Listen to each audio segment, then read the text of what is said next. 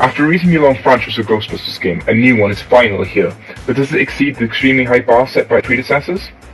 It's time to find out. The graphics.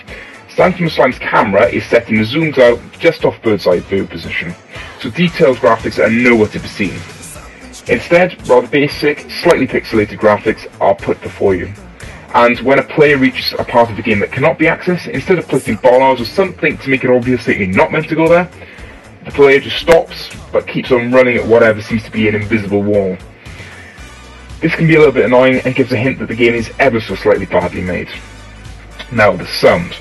As regards to sound, Sanctum of Slime is rather basic. A repetitive soundtrack plays over and over and over again throughout the game, and really basic weapon noises play on loop, sometimes with delays.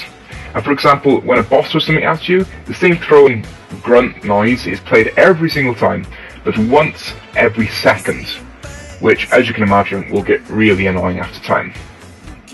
Now, the gameplay. When you click start, you're thrown straight into a gameplay scene with ghosts coming at you from all angles. This would be okay if you had actually been told the controls in the first place. So, it looks like you're left wandering around for at least 5 minutes, pushing every single button possible just to find which one is to shoot. And you finally find out that if you're on the PS3, it's the R3 button. And then you feel pretty rubbish about that control. As for levels, the scenarios are pretty basic, all the way through. And you basically enter a door, it closes, you shoot some ghosts, and the computer or your mates, depending if you play multiplayer or not. You shoot all the ghosts, then the doors open, and you move into the next room. And that's basically repeated throughout the game. Probably the best thing about the game is the computers, which help you defeat the ghost. Each movement is reflected by the computer players, and teamwork is often used to lock onto one particular boss to defeat it more quickly. The AI in the game are definitely a highlight and a credit. Overall, I don't think this game is worth the Microsoft or PSN cash it costs. If it was a mini-game included with a larger Ghostbusters game, it would be a lot better. Although the AI are very, very good, it really doesn't make up for the rest of the poor construction of the game. Overall, we rate this game a 5 out of 10.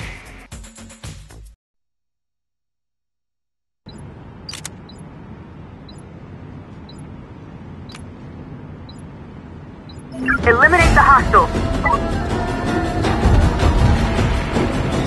We've been playing the newly released Socom Special Forces multiplayer beta, and this is what we thought.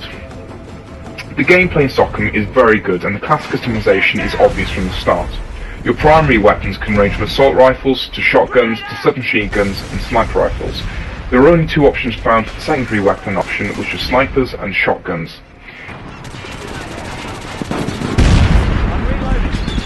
The game feels great to play, and I fell in love with a new aiming system right from the start. And auto-aim really could come in handy though. One thing I'm really not sure of is the camera, as it just feels far too close to the player's body for my liking. But I suppose you could get used to it over time. Cover is really easily found, as you can hide behind almost any object and be able to look to side or over the top to get that sneaky sniper shot.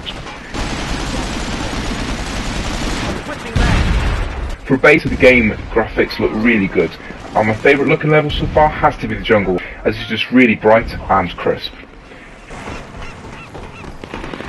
The in-game controls are just what you've come to expect from a first-person shooter. L1 to aim, and the right analog stick to look down the sights, R2 to throw a grenade, R1 fire. You really feel at home with these controls. The only time a negative aspect is brought into the controls is when you switch on the PS move. The movements really don't feel as tight as on Killzone 3, and anyone daring to use it is at a real disadvantage compared to all the other players. I really hope they can tweak the move controls in time to really give it that tight feeling. From what we can tell from the beta, has a lot going for it, and it's a real shame that they've relaxed on the move controls, as that really would have made a difference for me. I guess we'll have to wait until launch to see if they've cracked it.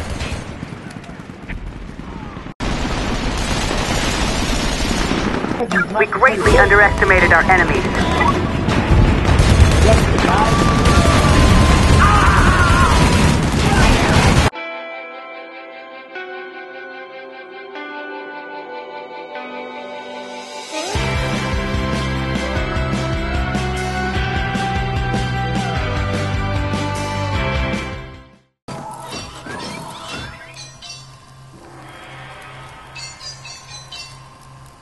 Okay, this is our first level of the month. It is Pinball of a Better Tomorrow by Strange Palm. Yeah, this is a really good level for you guys that like pinball, or for you guys that maybe don't, but like that theme in Little Planet 2. It's been well put together, I think. It's not too player friendly, as we found out. Yes, I couldn't figure out where we were either, and he was sitting there adjusting the camera angles. It probably looked super awesome, but I was trying to figure out where the ball was on the screen, and that didn't work too well, so... But the level works well as a one-player level, but if you're with friends, I would drop them, kick them, whatever it takes, play this level by yourself. Because they will annoy you by changing the camera angle all the time. Exactly. Or skipping the music, which was another option. Or you can, they even have control of the flippers, you know, the flipper things. Oh, wow. Yeah, they have every possibility to annoy you, so don't bring your friends on. Yes. I'm to play it separately. And there's going to be a link literally right below here, lbp.me link, and you can go on add that to your queue and play it right now, or after the episode ends would be best. Right, this is our second level of the month, and it's Ivory Tower, The Cascading Spire by Exalted Yawn. This level is very hard. Well, we found it hard anyway, we kept dying all the time. It might have just been lag, but... it could have been lag, or it could have been that it was hard, so... Yeah, let's go with, it was lag, because we're really good at Little Big Planet, right? Yeah, we're awesome. Yeah! You should come and see us sometime. Right. And the pressure of recording just got to us as well. Right, anyway, it's a brilliant level. A lot of detail has gone into making it. It's a puzzle level, platforming puzzle level, and there are some tricky bits on it, and it's quite... There isn't a story to it, so... it's had very little plays, 607 to be exact at this point, so if you want to go and check it out, add it to your queue. Any thoughts, It was very beautiful, the level itself. Lots of gold, lots of water, and lots of just visual effects, cinematics. It was pretty impressive. Yeah. So, 295 people have liked it, so you could be one of those 295 people that liked it. And you will be once you play it. You will be. As with the last one, the link will literally be below right now, and you can go on lbp.me, add it to your queue, and go and play it when you boot up your PS3.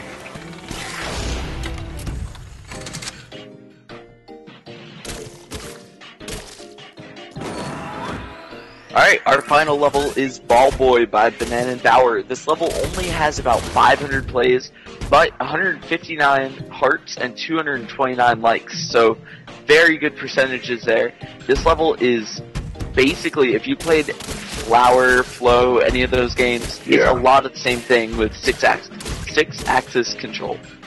Yeah, it's a really good level. The only bad thing I've got to say about it is, which we found out, is if you're trying to play 2 players or more than 1 player, make it easier, then bump into each other. Yeah, you can't tell who's who because they're all the same color, and yeah, I kept thinking I was Daniel when it wasn't. It was me, and really confusing at times.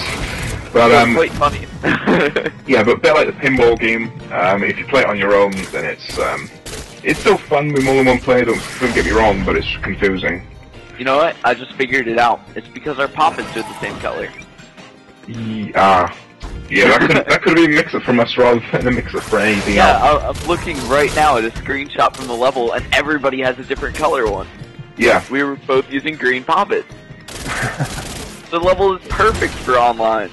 Go play with your friends. Go play with your friends, as long as you don't have different color poppets. That's the only issue we have there. Yeah.